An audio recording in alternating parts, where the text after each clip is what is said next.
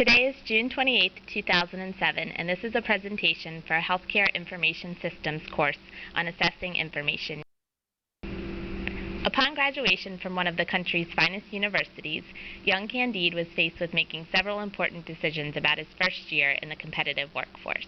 He received several attractive offers and was faced with the difficult decision of choosing the right path for the first year out of school. In addition to choosing a job, Candide also had to find a new place to live, since he considered himself a grown-up man and did not wish to continue to burden his parents. Finally, after all of the studying and stress of finding a job, Candide felt he earned himself a vacation and set out to plan a trip to places he had never seen before. Candide had several discussions with his family, trusted friends, and mentor.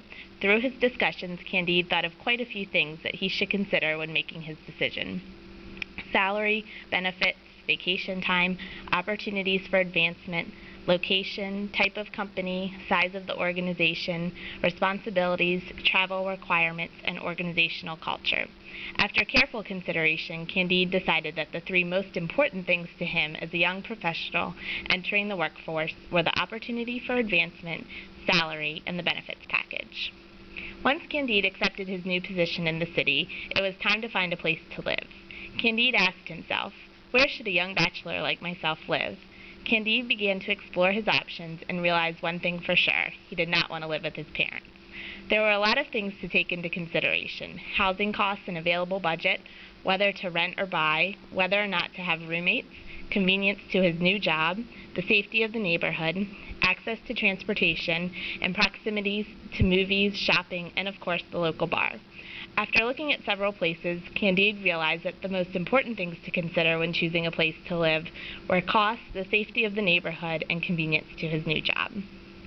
Now that Candide had moved into his new apartment and his first paycheck was in sight, he decided it was time to plan a vacation before he officially became a tax-paying, law-abiding citizen.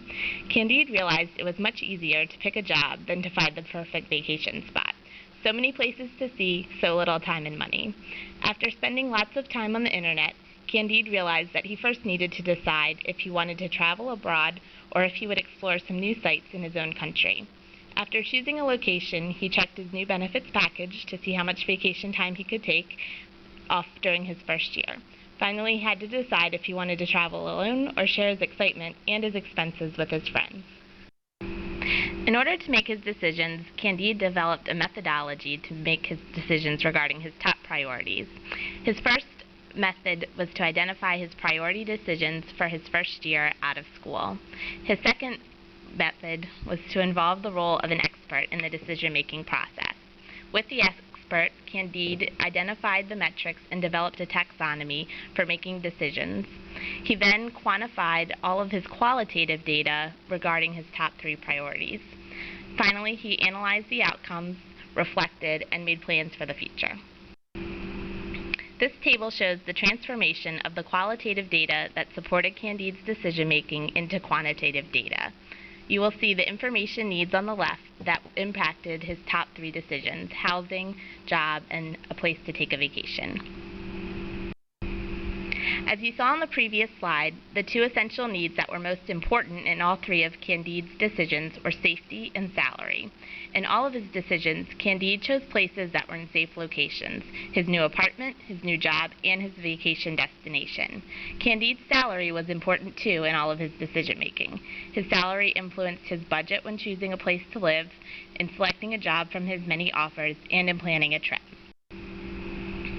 The items that appear on the table in the rapid collection set are on the average only slightly less important than those in the essential information set, but they have a larger range, which indicates that their relevance across issues varies substantially. These information items need no immediate action, but need to be taken into consideration in short-term decision-making. These information items are likely to be needed on short notice for some but not most issues. Rapid items are classified as high, average, and high range. Candide's rapid items are cost, budget, and career advancement. The items classified as periodic on the table are unimportant for most decisions but vital to a few. The items cannot justify regular data collection or analysis and might not even justify detailed planning. Periodic items are classified by low, average, but high range. Candide's periodic items are benefits, whether to travel abroad or domestically, or to travel alone or with friends. The model used was beneficial in transforming the qualitative data to quantitative data to support the decision-making process. In addition, the role of the expert played a critical role in informing the process and helping Candide to identify the metrics that would help to inform decisions for his top 3 priorities. One area for improvement would be the incorporation of more metrics into the decision-making process, which could improve the overall quality of the outcomes.